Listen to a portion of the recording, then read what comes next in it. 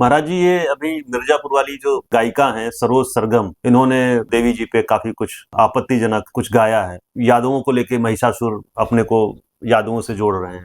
इसमें महाराज जी क्या कहना है आपका? भारत के लिए एक नया खतरा लगातार बलिष्ठ रूप से अपना स्वरूप दिखा रहा है, वो है क्रिप्टो क्रिश्चियंस का। पालघर में 2 संतों की हत्या हुई, पीट पीट कर मार दिया, पीट कर मार दिया गया। लॉकडाउन का समय था और कहा गया कि साहब वो दलितों ने चोर समझ के मार दिया।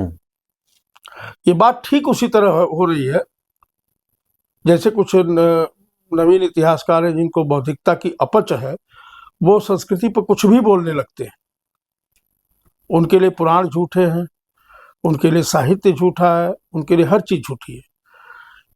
एक बात मान लेने की, आप उस पवित्र यदुवंश को बदनाम करना चाह रहे हैं, आप उसको राक्षसी वृत्ति से जोड़ रहे हैं जिसमें स्वयं भगवान नारायण ने अवतार लिया। भगवान नारायण का जो कृष्णावतार है वो यदुवंश में हुआ था ना। तो आप अपने को कृष्णावतार से न जोड़कर महिषासुर से जोड़ रहे हैं। क्या आप अपने को देवत्व से हटा के राक्षसत्व की तरफ ले जाना चाहते हैं यदुवंश को? ये राक्षसों के वंशज है, इसमें गरिमा है। ये क्रिप्टो क्रिश्चियंस का और वामपंथियों का खेल है। ये क्रिप्टो क्रिश्चियन में शब्द इसलिए कह रहा हूं, ये दिखाई हिंदू देते हैं परंतु है नहीं। गांव देहातों में इसका एक लंबा खेल चल रहा है। हमारे मछली शहर, हमारे बनारस के बगल में जौनपुर एक जगह है, उसमें मछली शहर एक तहसील है, सब डिवीजन है। वहाँ एक यादव जी ब्लॉक प्रमुख थे और वो चंगाई सभा लगाते थे।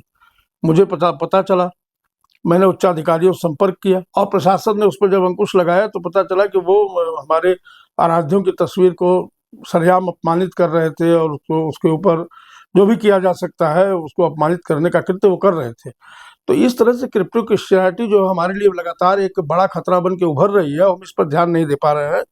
और जो हिंदूवादी हमारे संगठन हैं उनकी भी कड़ी निगाह इस पर नहीं, इस पर कड़ी निगाह रखनी चाहिए। हमारे जो संगठन है वो ठीक उसी तरह होगा जैसे ग्राम सुरक्षा समितियां हैं, कि हैं तो कागज में, उसके सदस्य भी है, समितियां भी है, लेकिन न वो अफवाह रोक सकती है, न वो चोरी रोक सकती है, न वो किसी भी बुरी व्यवस्था पर अंकुश लगा सकती है। ठीक उसी प्रकार हमारे संगठन भी हो गए। कुछ चंद लोगों के कुछ कह देने से, कुछ गीत बना देने से, कुछ लिख देने से भारत का इतिहास परिवर्तित नहीं होगा। लेकिन हमें सतर्क रहने की आवश्यकता है। हमें बिल्कुल धर्म के मुद्दे पर अपने मुखर रहने की आवश्यकता है और धर्म के संरक्षण की आवश्यकता है, ताकि इन लोगों के मंसूबे सफल न हो। और ये भारतीय समाज को तोड़ने की साजिश है, इसके अतिरिक्त कुछ है नहीं।